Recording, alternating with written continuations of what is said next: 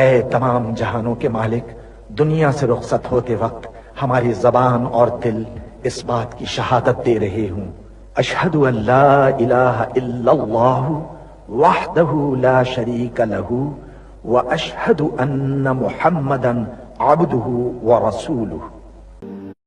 اے میرے پروردگار، تو جانتا ہے کہ میں تیری کائنات کا سب سے حقیر ذرہ ہوں۔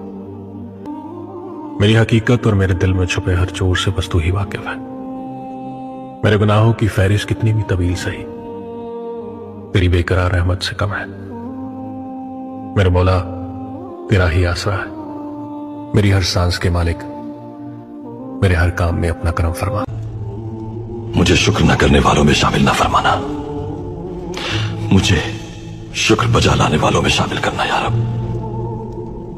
یہ جان تیری امانت ہے، ہمیں کسی حال میں تنہا مت چھوڑنا یا رب، آمین۔